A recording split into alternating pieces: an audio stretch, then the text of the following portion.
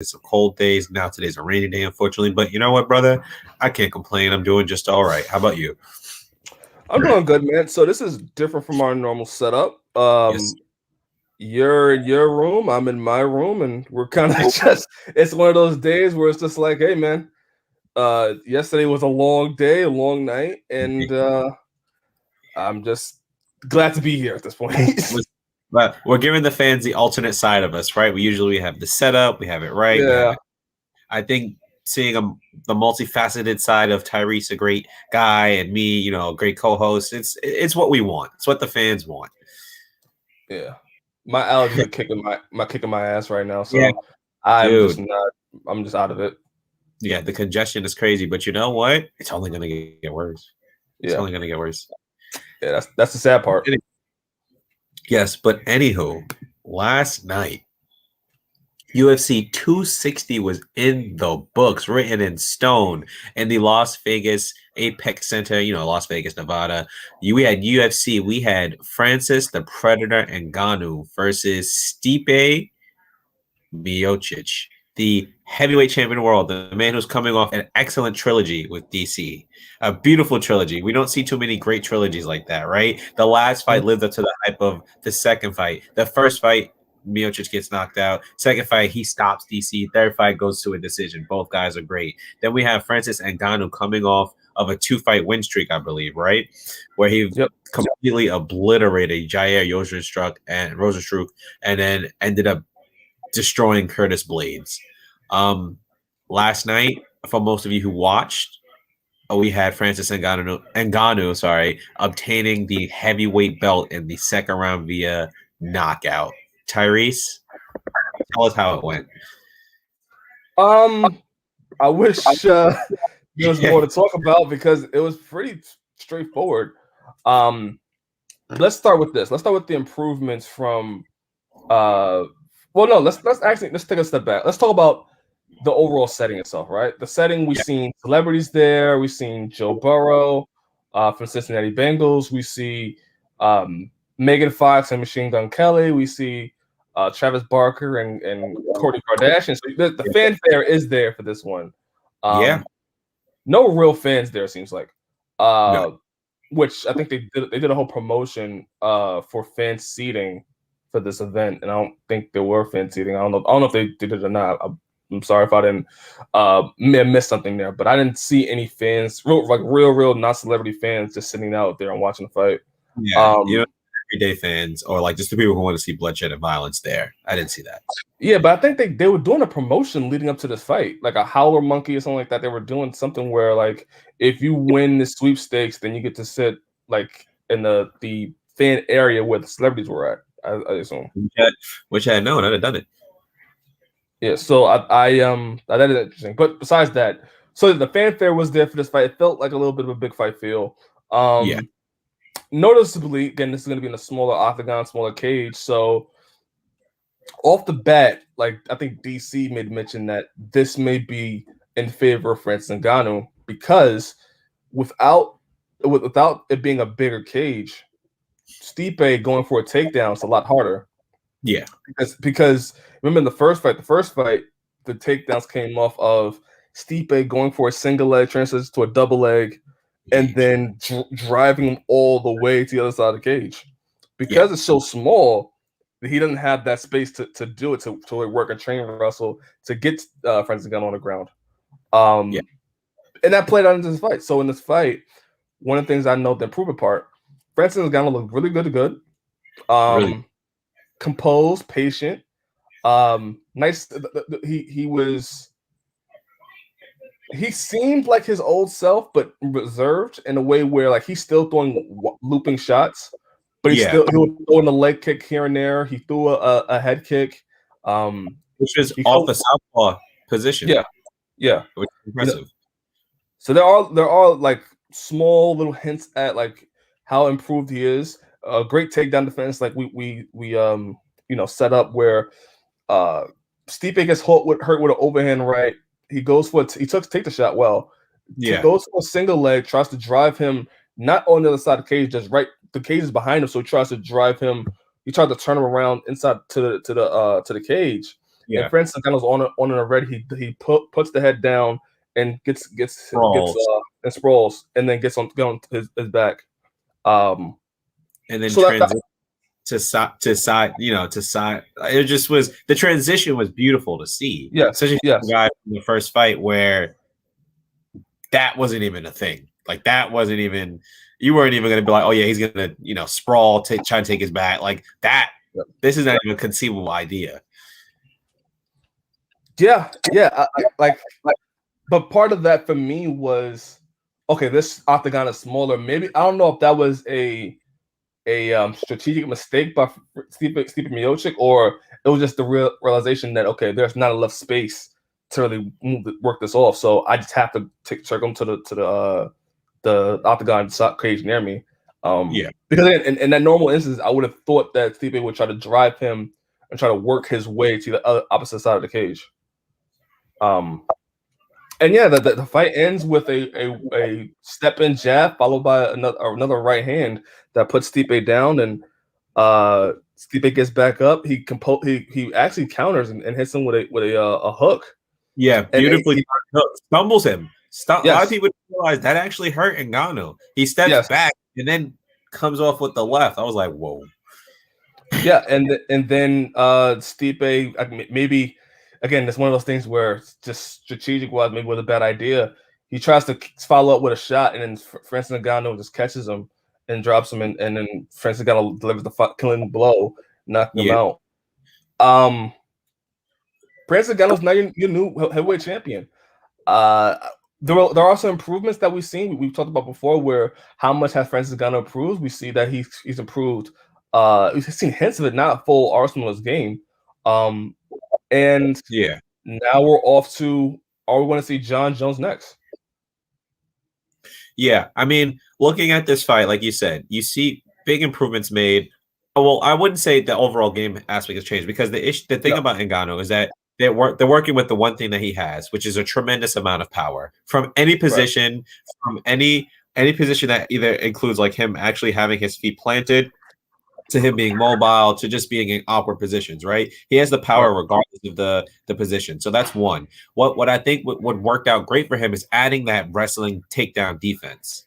That's what we knew had to happen in this fight. But also the stance switching, the low calf kicks, that all culminated into a very good game plan. And having, I think the one thing that I really think benefited him in this fight is really having that right, what do you call that? That right team behind you. I think he had a great team to move up, right? He's of course he's training in Las Vegas. He has I think his name is Scott Nixick, the guy from, we were talking about, like, who trains with like Extreme Couture. Like he's been a head Cooper. Dewey Cooper. Like he's had amazing people to like coach him. He's even talked to Mike Tyson. I'm sure he's already talked to some other great boxing minds on how to like incorporate that into his game. But then we bring in another link, which is, I think, a very important X factor, is Kamaru Usman.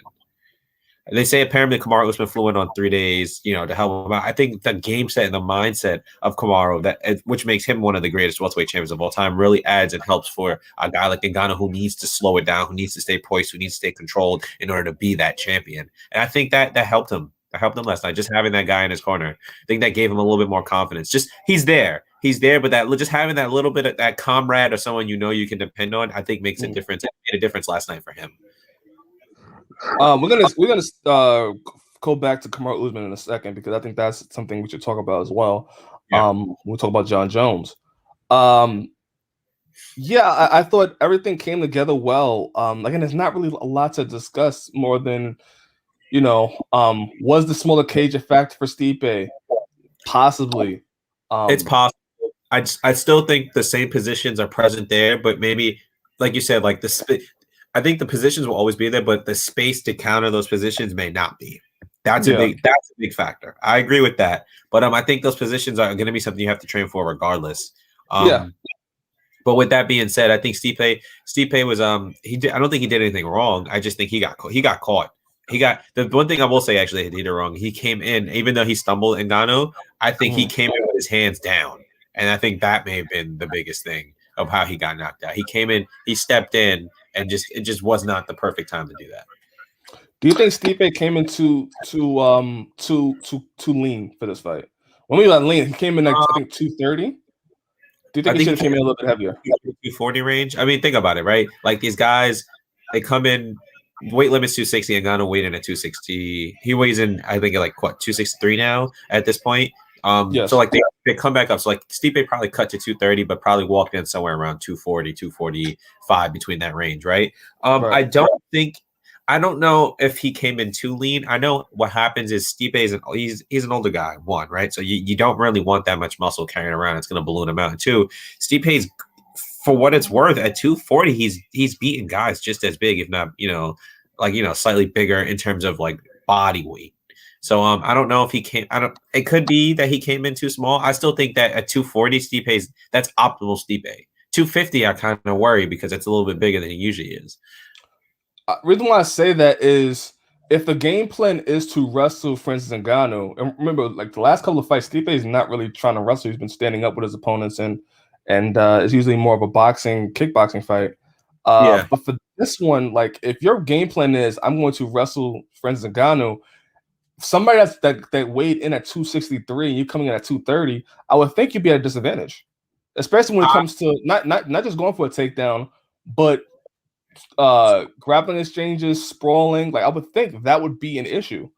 I will say this. I think the at the first one in UFC 220, I think Stipe was like 246 and then Ngannou was 263. I think he did a little less than the other time, but I will say at heavyweight that's a very big thing, having to carry that much weight and the difference between a guy like Ngannou versus Stipe. But you also have to forget it's maybe a good amount of strength, but it's mostly technique.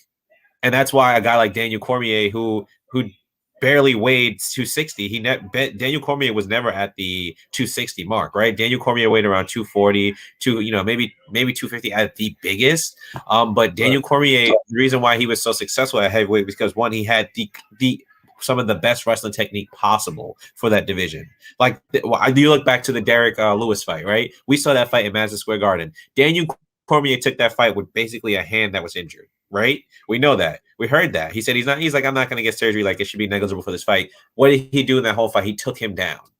He took him down, controlled him with wrestling. I think that was also a Dirk Lewis with a bad back too, though. Who? That was also a Dirk Lewis with a bad back. Yeah, that's fair. That he had to have that surgery on, I think. That's fair. But realistically, I think you're right. Like the weight difference, it works, and that can be a factor. But you also see these guys at high level with technique that's like doesn't really matter sometimes. Yeah, I don't know. I think it's a hard question to even answer. Because who knows what's gonna happen. I just thinking about it, it's just like, we just finished watching John Blachowicz versus Adesanya. Yeah, we talked about how like the weight difference and like, you're going against a guy that's a lot bigger and you're trying to grapple with him. It may be better and more like in your favor to put on a little bit more weight or muscle to be able to exchange with him, especially Francis Ngannou. Again, he's not a DC word. Francis Ngannou is a legit heavyweight, and he is big. He's a big heavyweight.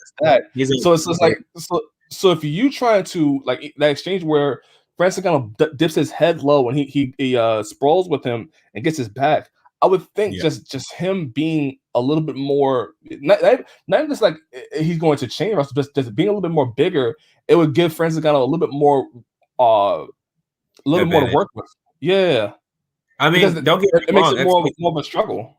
That's like you fighting your little brother, right? Like, it's obvious that there's a big weight difference. I think in a fight like that, I think it's possible that that's a factor. But you have to also take into account that these guys are either they're working all parts of the game. We'll just leave it at that. Right? Striking, wrestling, grappling, whatever you want to name it. They're working all parts of the game. So,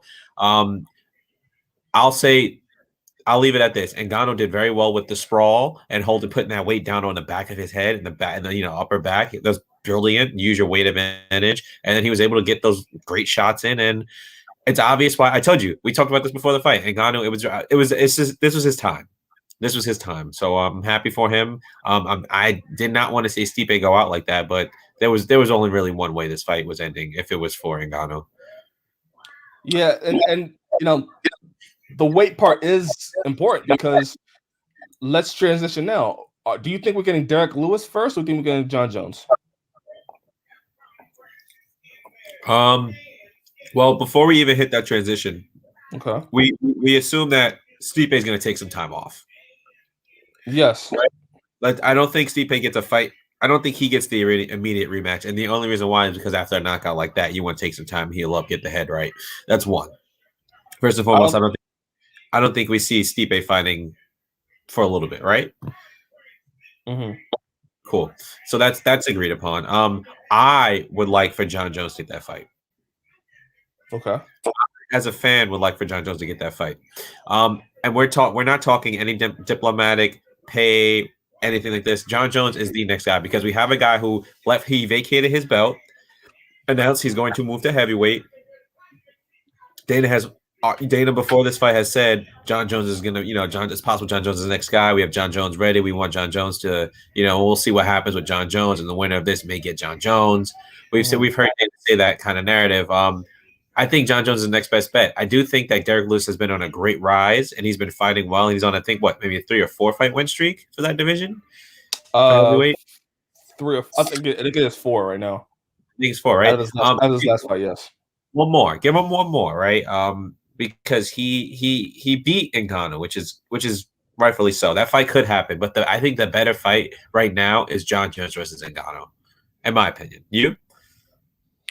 I believe it's John Jones versus Ngannou too, but that's what I asked you was: is the next fight John Jones? Do you think the next fight the UFC is going to put together is John Jones versus Ngannou, or is it Derek Lewis Yes. versus?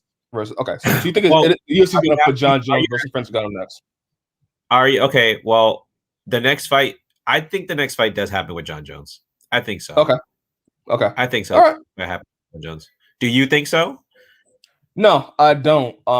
Yeah. And that's kind of reason why I phrased that question that way is because I don't know if the UFC wants to do John Jones versus Francis Ngannou, or if they're willing to, or better yet, are they willing to pay for Francis Ngannou versus John Jones? Yeah. And the reason why I say that is immediately after the fight, Dana White pretty much dismissed the John Jones fight and talked about how if I was John Jones, I'd go to 185, which is a terrible thing to do for your guy that you're trying to build as the greatest of all time.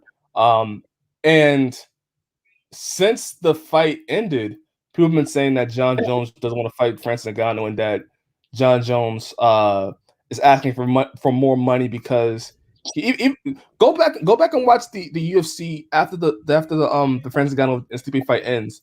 You'll see Joe Rogan talking to Francis Ngannou. You remember this, right, Elijah? And they're reading off John Jones' tweets. I already And watched it.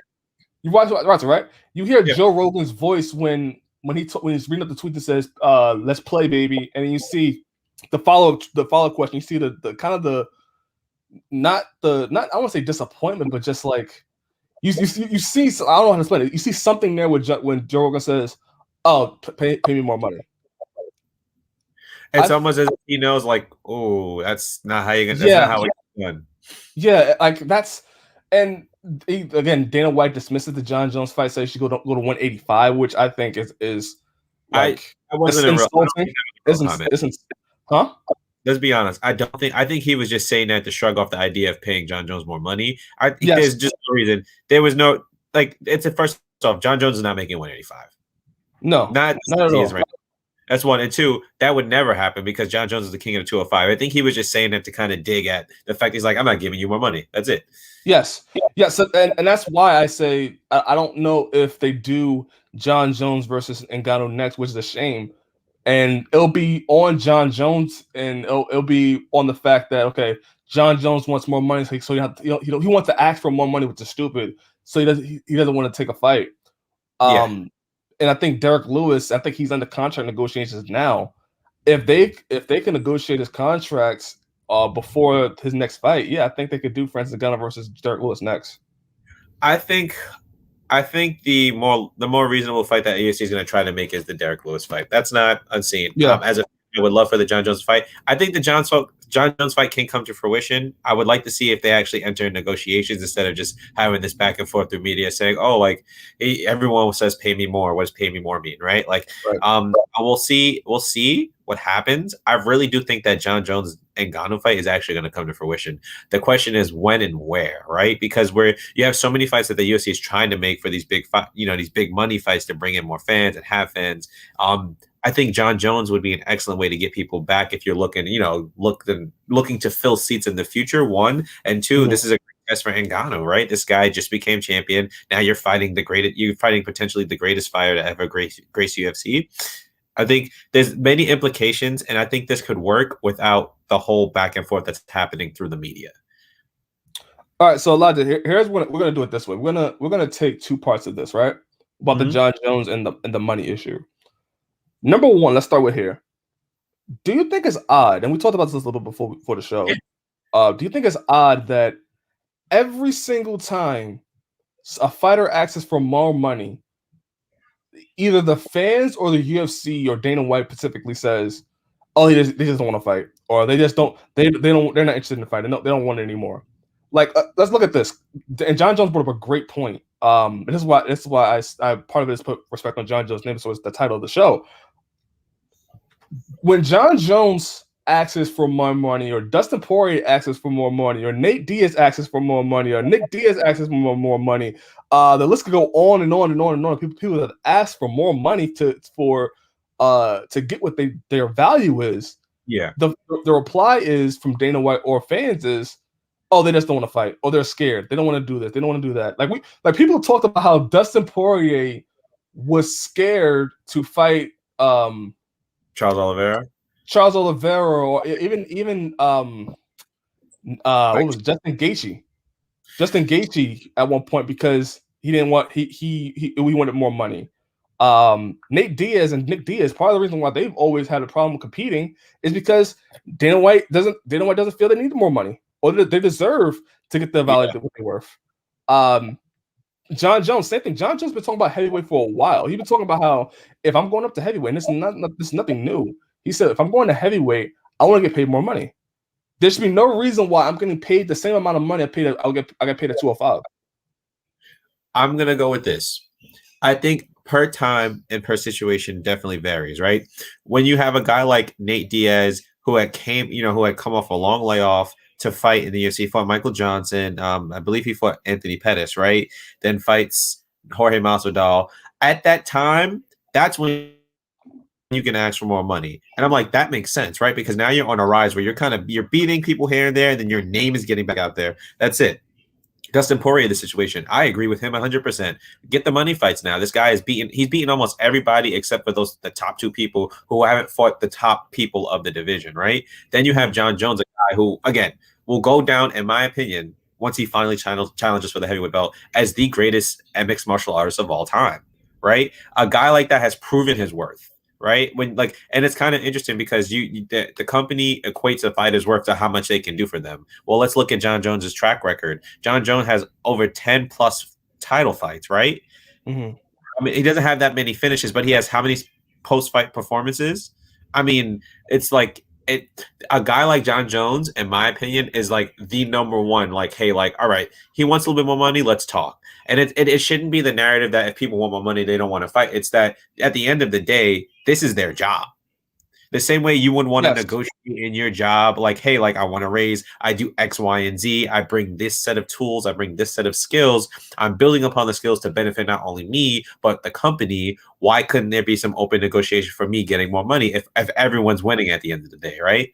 And that's the biggest case with fighters. I think that's one of the bigger issues is that it shouldn't necessarily be that people don't want to fight. It's how much money do they really want in comparison to how much they're bringing into UFC. And then that's a different conversation than people just saying, I want more money, right? That's a deeper conversation saying, well, let's look at your track record. What are you doing? How much fans you bringing in? Do you have the pay-per-view points? Are you bringing in all these fans, right? For some people, you can say yes. Some people, you can say no. John Jones is at the top of my list. But when a guy like John Jones, if I'm in UFC and he's like, hey, I want more money to go up to heavyweight, let's do it. That's something I'd be like, okay, we can work with that. Let's see where we go. Right. It shouldn't be you don't want to fight because first off, again, this is side note. John Jones, I don't think he's scared of anybody on this planet. I don't think he's scared of nobody. there's validity to knowing that there's no one on this planet who can whoop your ass. There's no one. There's no one. I'm sorry. I want to say this, and this is why I'll pause for a second. I don't think there's a fighter that is scared to fight another fighter in the world. Like, reason why I say this, and maybe there's reasons to why fights don't come together besides just money. Maybe it's like and speaking and doing interviews with recently my Max Griffin one. I'm plugging this one. Max Griffin interview where Max Griffin talks about he wants to fight anybody with going back with Keith Lee, going back with Jamal Hill, going back with Brandon Van Buren. I don't think fighters have that mindset of, hey, I don't want to fight this guy. I think they want to fight whoever it is to get to the top. Yeah. I think circumstances like money and other things come into play where, fights don't happen or they may refuse a fight. That's just me. That's just my opinion. Just as of right now, just getting more and more involved in this realm that we call the media. So that's one. I don't think John Jones or Dustin Poirier or anybody is afraid to fight each other. I think this comes down to what are the terms of the contract. And then two, the reason why I'm glad you brought up we brought up everything with Dustin Poirier, John Jones, brought up John Jones' resume. When Conor McGregor asks for more money, and Conor McGregor is like 1 in 3 in the last 5 years. Yeah. Yeah. And Conor McGregor asks for more money, it's just accepted. And we applaud it, and we talk about how not to cut you off, or his contract is already crazily high. Yes. It's the contract minimum is probably higher than most people. But go ahead. No. That's a good point, because we've heard many of times where like Conor McGregor has that's how many fights on his contract, and it just so happens before his next fight he renews it and gets more money. Whereas other people have issues where they can't get out of their contract. B, they can't renegotiate their contract, but Conor McGregor can. Every single time he fights, he's able to renegotiate his contract. John Jones has been saying for years now, hey, if I'm going to heavyweight, if I'm putting on as much muscle, if I'm leaving 12-5 division, I'm getting paid more. What is that? Like, I'm confused on where the I'm afraid of Francis Ngannou talk is. Again, you sell a narrative in the media. Again, the issue with this fight actually coming to fruition is when you have things like you should if I have to use. Sorry, let me get my thoughts together. First off, after Francis Ngannou's performance with Stipe, scary performance, right? So the regular person, you wouldn't want anyone to fight that guy, right? But this is what they're fighters. Fighters sign up to fight. This is their job, right? This is not. They're not. I mean, sure, some people can back out of fights and things like that, but at the end of the day, their job is to fight. Because if they don't fight, they don't make money, right? Right. That's number one. Number two, this narrative that John Jones would be scared is kind of really only sold by what happened last night. Everyone's saying John Jones is scared to go to heavyweight, and it's really started. I don't want to say it started last night, but it's continued from what happened last night. Is because everyone's saying, he doesn't want to face bigger guys. Well, if I'm facing bigger competition, it puts me in more risk at my health. Why not pay me more money? Because I'm sure there's people who are who are at that level making more money, or possibly could make more money. So it's really not. It doesn't make any sense that people really equate me wanting more money to not wanting to fight. Not only that, I'm glad you brought the weight going up in weight.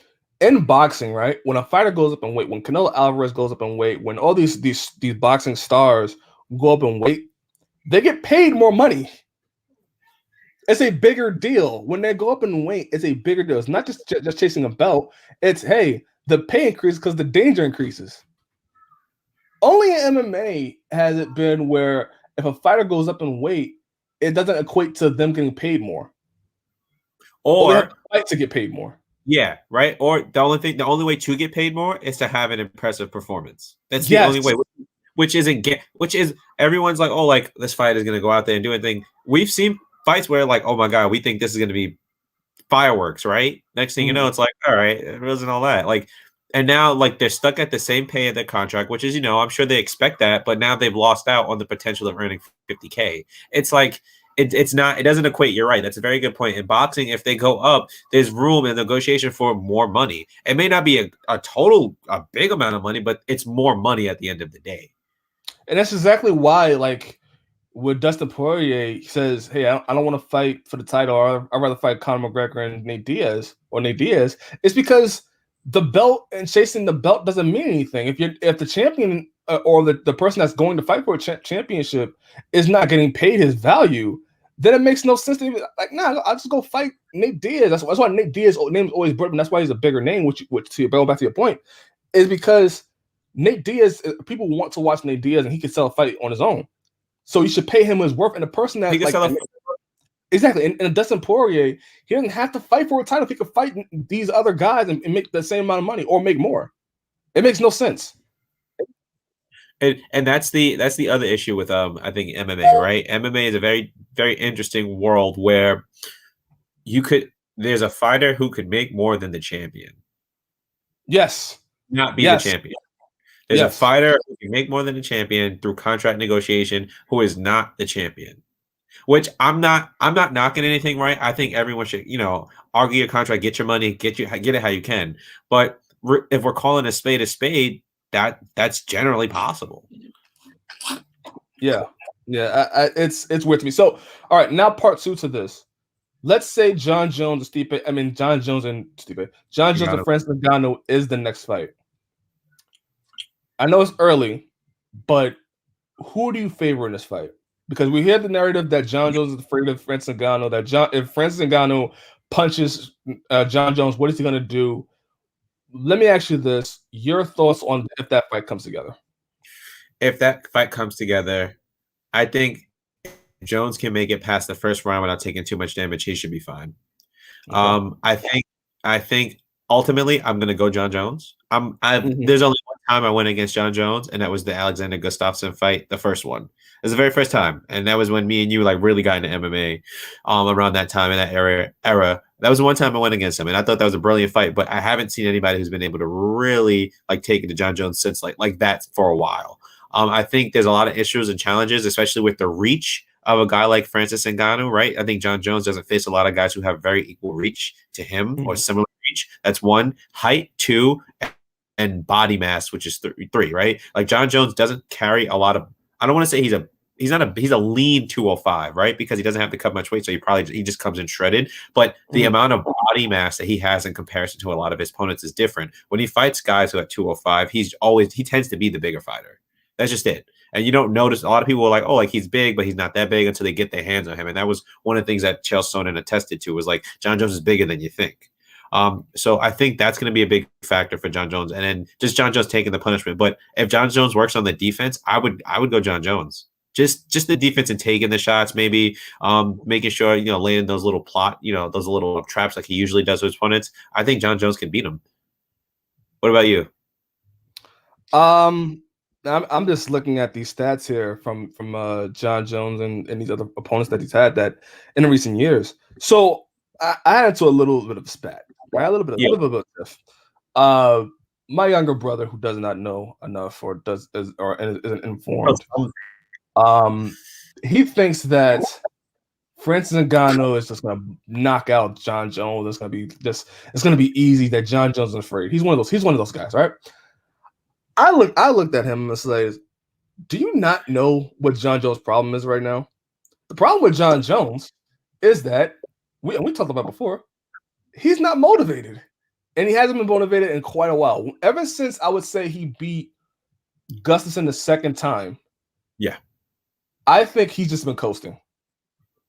I think he has been coasting. I think the threat levels that he has faced, he's fought Anthony Smith, beat Anthony Smith. Fought Thiago Santos, beat Thiago Santos. Fought Dominic Reyes, beat Dominic Reyes. I think compared to what he was experienced before with Gustafsson and then the DC, I think he was just coasting. He was just trying to just take a fight. I think with this Francis Ngannou fight, I think you get a motivated Jon Jones, which I think if you're a fan of MMA, you want to see, and that you've been waiting for. You've been waiting to see Jon Jones actually motivated, actually with his back against the wall, where people are doubting him, when he's not going to be the favorite, and you get to see Jon Jones be Jon Jones, which is the greatest of all time. I think the one thing that I'm just gonna go back here. The one thing that led to Francis's success that I personally believe is that he's had such long layoffs between fights.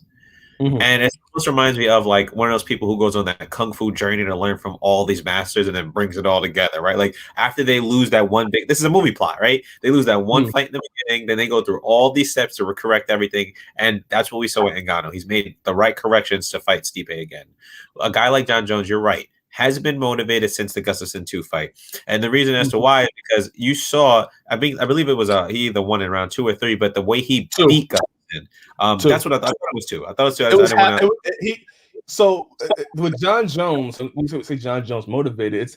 There's a difference, right? When you seen the Thiago Santos and Dominic Reyes fight, Anthony Smith would agree, but the Thiago Santos and Dominic Reyes fight, to me, it was like he didn't. To me, it felt like he wasn't really like the motivation and everything that wasn't there. I remember the Thiago Santos fight, and let's go back to the Francis Ngannou one. Yeah, When people say Francis Ngannou has this knockout power, this crazy power, they say the same thing about he does. Thiago Santos. Thiago Santos, they were like, Has "Oh, he has crazy knockout power. John Jones has never fought a guy like this." What did John Jones do? John Jones said, "I'm not going to wrestle you. I'm going to stand with you the whole entire fight." I'll say this.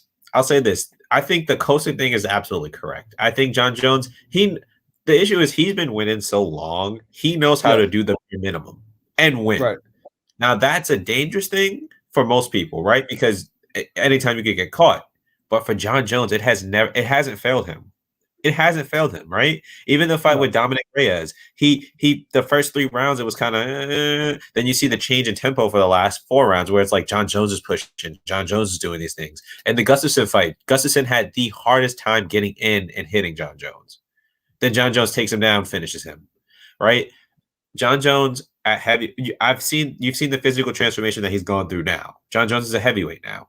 John Jones, as a guy who wants to claim that title of the greatest MMA fighter, the baddest man on the planet. Any heavyweight division, the heavyweight guy is the baddest person, right? If John Mhm. Jones wants that title, and then adequately gets paid to do that, so we go back to the John Jones who was on a tear and defeated every top 205er, dangerous 205er at that time. Yeah. I see. No, I mean, at the end of the day, I really hope as a fan that they pay John Jones. But you can't pay him all this money, right? Like there's a certain amount of money that's like we Oh have to no make no no no no no no you know no no no no no no we have no. to make sure that we're fair to our company. But if the No question no. is John Jones worth the money? Yes. Is John Jones worth the money of paying him?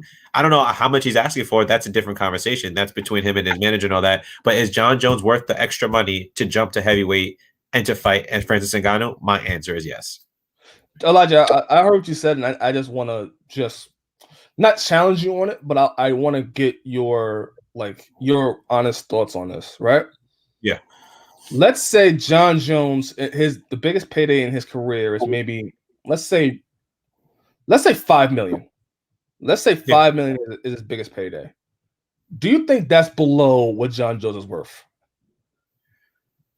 I mean, If Conor McGregor, who is your star, is getting, let's say, 25 or 50 million to fight Dustin Poirier, if Khabib is getting, which is crazy to me, but Khabib is getting like 10 million to fight Justin Gaethje.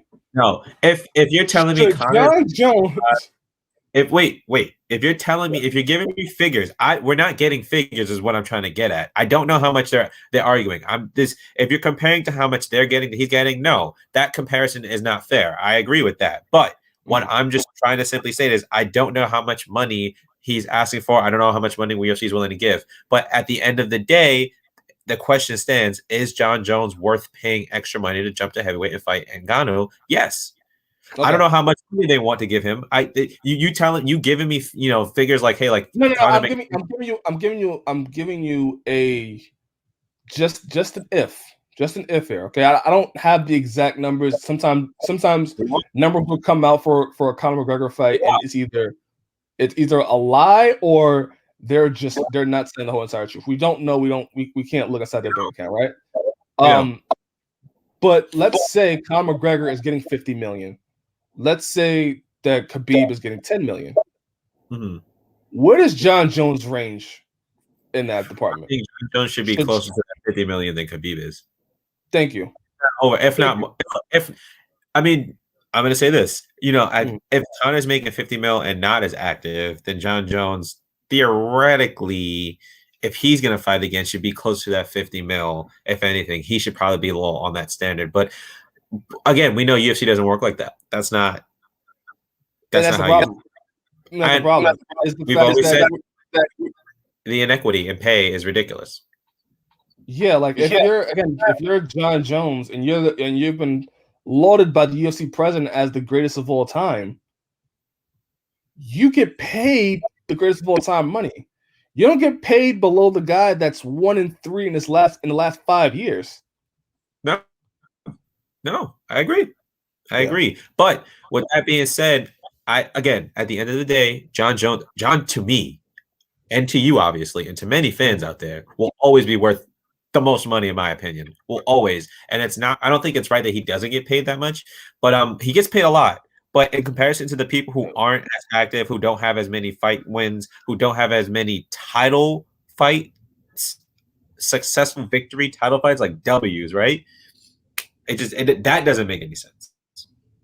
I wouldn't say he gets paid a lot just because, again, just like the Conor McGregor and Khabib, we don't know. And if we're saying Conor McGregor is getting paid is the highest paid guy in the UFC right now, there's no way Jon Jones is not surpassed him or not if not close to him. For a guy that's lauded as the greatest of all time in your sport and your organization, he should be getting paid that. Bottom line. I mean, there's no if he gets paid a lot as is, stuff like that. I've never seen he gets paid a lot. I'm sure he gets. No. I'm saying not to you specifically. I'm talking to the people that are watching. Yeah, like no, he should not be getting paid less than Conor McGregor at this point. No, not at all, all. And it's actually interesting. It's interesting because a lot of people can make the argument like Conor brings in fans, Conor does this, does that. Jon Jones has been doing this a lot longer. And you don't know when you're gonna get a Conor McGregor fight. Huh? I said you don't know when you're gonna get a Conor McGregor fight. You don't know. No? There's no positive there's no like guarantee that you're gonna get a Conor McGregor fight 2 or 3 times a year, if not one. So like just the one is the if now, right? The one is the if. It used to be like maybe 1 to 2, but now it's the one. Right. So I mean, for a guy that can be active if you pay him, and he's also at the it's another issue. Is like can be active if you pay him. Say that one more time. For people like Dustin Poirier or a Jon Jones or a Nate Diaz or a Nick Diaz, how much left is in their career? So they only have about 1 or 2 money fights, or like their career is like they fought everybody that you need to fight. What is if the money fight don't come, win? So but besides that, just speaking with Jon Jones, Steve and Francis Ngannou, I think we just totally missed this part. I think for Jon Jones, man, I think the knockout power. I don't know if it's an issue, but I don't know if it's as issue as people are making it to be. Because it's an issue. Jon Jones, to me, he has not been in any wars, right? Can we agree on that? Gustafsson was a war. Gustafsson, right. The first one. Is that the only war? In my opinion, that's the only war he's ever been in. That is the only war. Because that is the only war, and that was what I was. It's going to be, if you look at it, that's probably 2012, 2013, right? Yeah, it's almost 10. It's going to be almost 10 years ago. Okay, so besides the Gustafsson 1 fight, he hasn't been in any wars. None. So he's only fought maybe about the last time he fought 3 times was maybe a year or 2 ago. Yep. In a year, he took a year. Also, he's not been an active fighter either. Really, I don't think Jon Jones could take the punch. I don't think that's going to be an issue against a guy that hasn't had a lot of wars, is technically sound and has a high IQ, defensively sound. All of and it. He's also the fresher fighter. Like, let's not forget, Jon Jones he's fought longer in his career.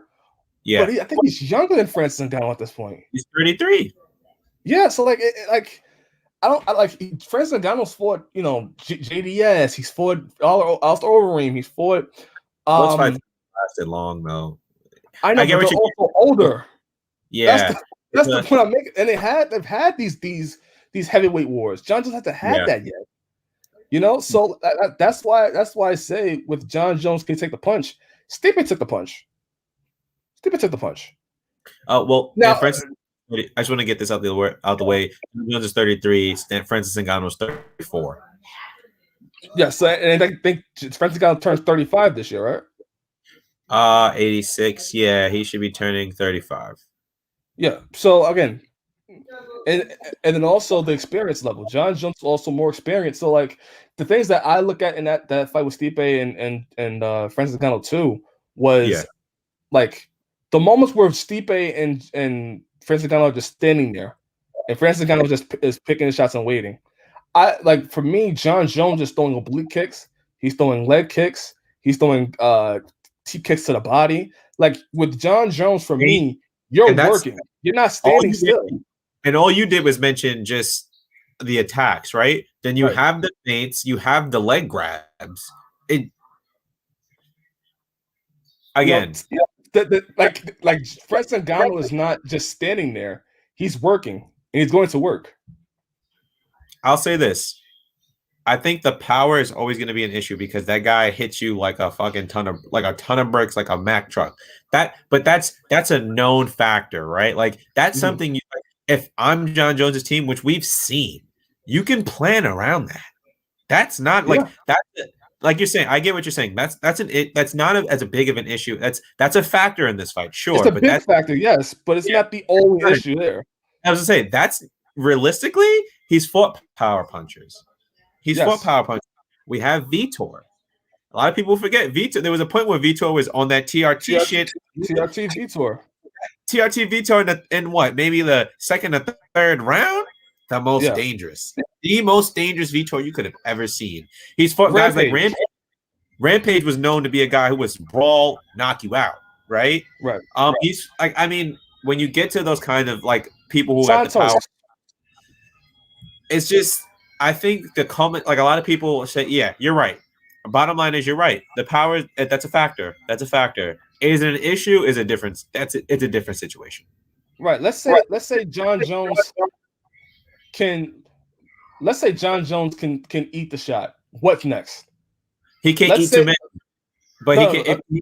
He eats the one. He eats that one that's perfect for him to counter. What happens next? Not even just that. Not even just he eats the one.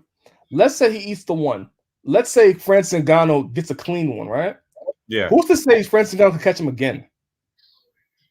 Who's to say that John Jones' evasiveness that has been in his whole entire career so far in the light heavyweight division against guys who are supposed to be knockout artists who are supposed to be scary guys, if he can be evasive against the lighter light heavyweights in the world, who's to say he's not going to be evasive against somebody that is going to be a lot heavier? And if you watch that first round, Francis Ngannou's mouth is open.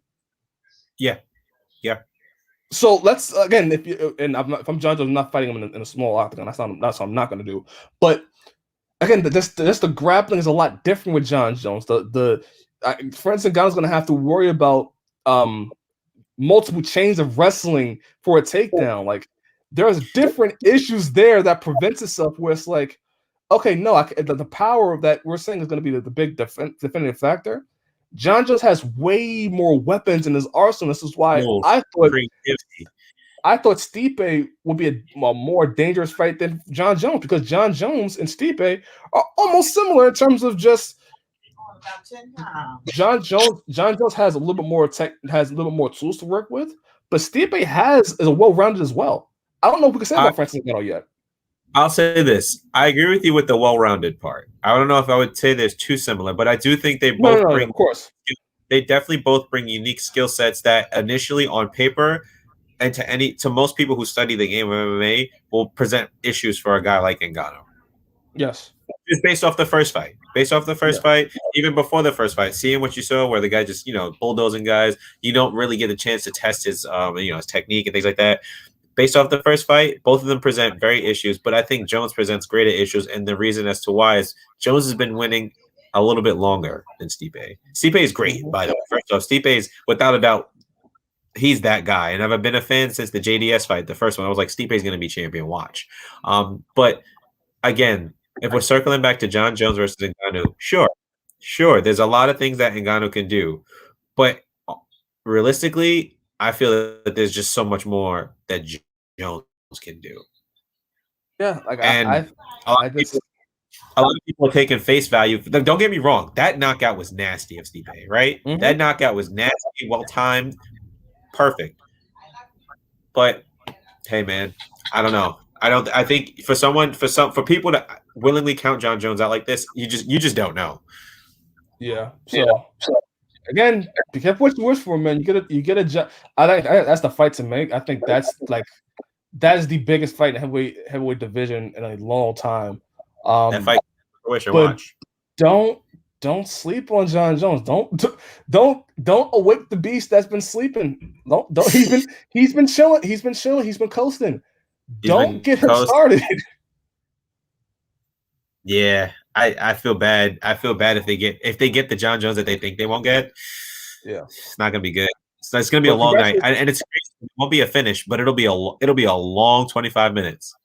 It could be a finish, dude. It could be a finish. See what he did to DC and Gustafsson too. When it was okay, this is a serious fight. I fought him before. People are expecting this. I have to go out and do this.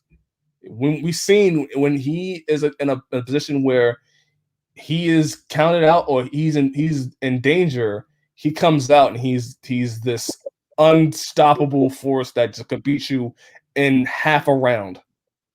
So we'll see. But again, congratulations to Francis Ngannou. You have 3 African champions now, which is amazing. And it's to see where he goes from here. Real quick, let's wrap this up. Yes, sir. Tyron Woodley and Vicente Luque. Vicente Luque knocks out Tyron Woodley. I thought Tyron Woodley looked good for what it's worth, but then since these younger fighters, man, I don't know if it's just that time. I think when you look at it like this, the fight was going well until Luque does what he does best. So he lures his opponents into wars and then catches one of the cleanest timed counters possible. And it's never really like a step back, pull back, whatever. It's more or less like I'm in the pocket, keep a high guard, hook. And it's like, whoa. Yeah. Whoa. This guy, he incites violence and then finishes the war. It's a very impressive skill. Tyron Woodley, he was doing well up until that moment. I'm sorry to see that happen to him, especially a guy who's been prominent in the welterweight division. Where do you think he goes from here? I don't know if he sticks around the UFC, to be honest with you. And I want him to stick around the UFC, but also I would love to see him. Hey, let's give him PFL. Yeah, PFL is doing the $1 million tournament. Why? I think Tyron Woodley getting $1 million and riding off to the sunset. That's a good career. Possible. And if you're Tyron Woodley, I don't know. In the welterweight division right now, I don't know what else you can do. Like you lost to Vicente Luque, you're probably going to drop to number 11 in the rankings. You're former UFC champion. I don't know if sticking around, taking these younger guys and having to claw your way back at 38 years old is the best game plan. No, unless you're a guy and the only person I can really see being able to do this is a guy like Damian Maia because he's so physically, he can strangle you, right? And that's the biggest thing that a lot of these younger guys they just tend to not be as grappling heavy, you know what I mean, as the upper echelon. So with a guy like Woodley, who's great at wrestling, but he's fading in terms of his career because of age. I think his talent is still there. He's got things, but the newer guys are just going to be able to beat him, and that's not going to be good. Yeah, and I want to see Tyron Woodley, a legend in the MMA community. I want to see him run up into the sunset. So, maybe going to PFL is or going to Bellator or going to exploring options, or maybe just say, you know what, I got other things I want to do. I want to be a desk analyst. I want to maybe commentate for the UFC or for other organizations. I think that's not the worst. I think they would be great as one of those UFC commentators. Me too. You think he he at this moment in career now, he may not be technically the best fighter, but mind wise, he like his fight IQ is one of the best. Yeah, his IQ is known to be one of the best because he knew how to beat Robbie Lawler, right? He knew how to beat he knew how to fight early guys like Kelvin Gastelum, like certain things like that. So, I mean, he's also a great analyst. Like we've seen him on the pre-shows stuff like that. He's also really good, very articulate. Like, yeah, I think he could work. It could work. All right, that's fair. That's fair. But Vicente Luque called out Nate Diaz. That's not happening. Vicente Luque will probably fight. If Michael Chiesa wants to fight, maybe Michael Chiesa fights there. Yeah, I really don't know who Vicente Luque fights. He lost to Wonder Boy, so that fight's not happening anytime soon. Yeah, I don't know. I thought the Nate Diaz fight call out was weird, but weird. But you know what? That brings us back to our point. Call out Nate Diaz because you want money. Exactly. Was there anything else on this card to you that stuck out? It was for me. It was a solid B plus. B plus card. I think with Ngannou winning, that really sealed the deal for me. I love to see that. I didn't like to see Stipe get knocked out the way he did, but you know what? Stipe is still one of the best champions I've ever. Still a big fan. Sean O'Malley had a good, impressive performance against Thomas Almeida. Yeah, I thought he looked pretty good. It's Thomas Almeida though. Here's the thing. I before you say what you think, I know what you're gonna get to. It is also Thomas Almeida, and the UFC did this. Which again, this is very interesting because Bellator, like people, not only criticize Bellator or not, but like Bellator put on these fights where you see the matchup and like that don't really makes a lot of sense. The Sean O'Malley and Thomas Almeida fight. As soon as I seen that, I was like, oh, they want to get Sean O'Malley a win. They weren't trying to give Sean O'Malley a fight where Sean O'Malley was going to be tested. Really, I believe they wanted to get Sean O'Malley a win. I think Sean O'Malley could have finished him in the first round. I think if he didn't walk off, he didn't think that walk off was there. That's the issue. He thought the ref was going to stop it. Right. So I mean, Sean O'Malley had a great performance, but I want to see like if Sean O'Malley is a great like me and you think he could be, I want to see him fight greatness. I don't want to see him fight Thomas Almeida.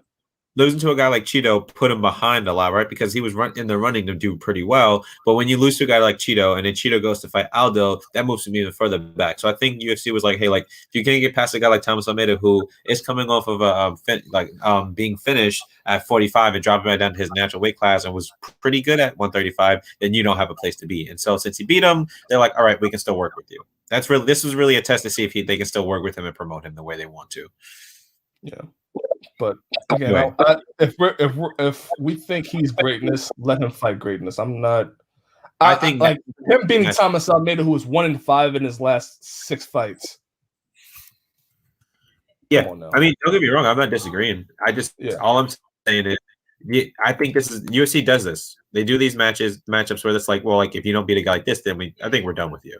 Like, you know what I mean? If a guy like Rob Font wasn't entangled with Cody Garbrandt, that would have been a great matchup.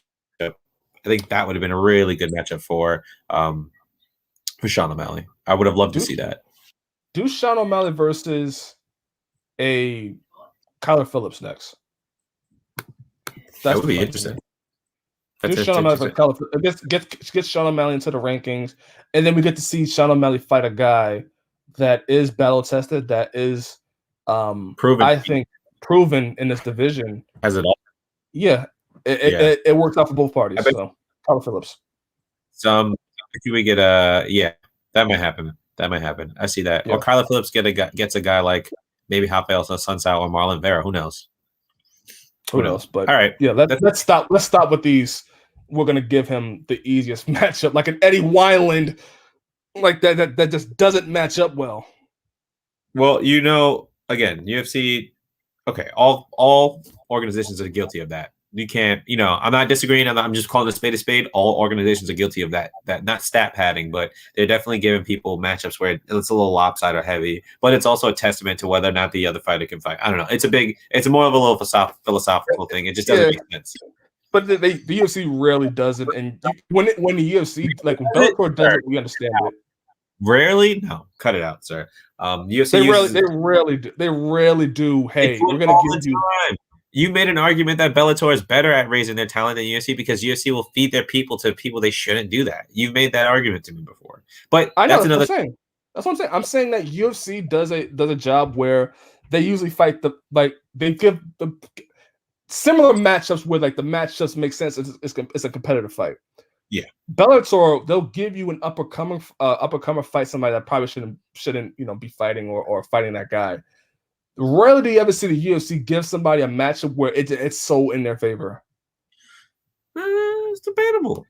Okay. But all right, I'm not doing this with you. We did it last week. I'm not doing it with you this week. Yeah, I'm not doing it with you either. You seem to be the MMA god, so you know everything. But Tyriece, this is a great time being on the show, and I appreciate you having me again for yet another amazing MMA Renegade podcast.